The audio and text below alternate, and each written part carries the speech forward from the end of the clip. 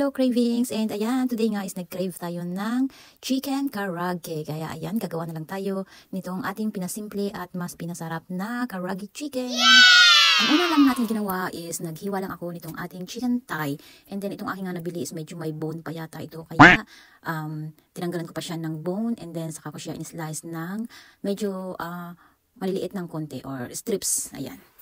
And pagkahiwa ko nga nitong ating chicken is, minarinate ko lang siya sa garlic powder, tapos nilagyan ko siya ng konting soy sauce, and then garlic, and then itong ating ginger, nag-grated ako ng ginger kasi pantanggal yan ng lansa dito sa ating chicken. And then after nga na mahiwa-hiwa natin itong ating chicken thigh is nag-mix naman ako ng flour, and nilagyan ko siya ng kaunting herbs, and then nilagyan ko siya ng salt and pepper para naman magkalasa ng konti, and then saka ko siya i-dip dito sa ating flour mixture ng isa-isa. And then after nyan is isiset ko lang siya sa fridge ng mga 10 minutes, and then saka natin siya i-deep fry. And paano nga nyo ba malalaman kung ready na itong ating oil, yung temperature niya? Ang gagawin nyo lang is tatry nyo lang dito sa ating wooden spoon. Kapag nag-bubbles na siya, ibig sabihin is ready na yung ating temperature ng ating oil.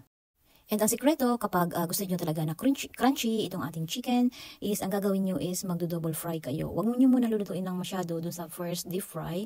And then, after nyo ma-deep fry ng first one, is gagawin nyo is i-heat nyo again ulit, heat up again yung oil ng medyo mataas na temperature. And then, saka natin siya ilalagay ng paganyan. Second fry, ang tawag dyan.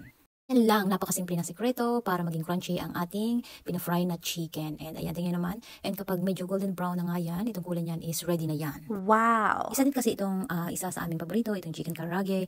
And kapag nag-order nga kami sa labas, is super mahal niya. Yung $7 is parang 5 piraso lang ng chicken. And sabi ko nga is gagawa na lang kami. And nakatipid pa, o diba?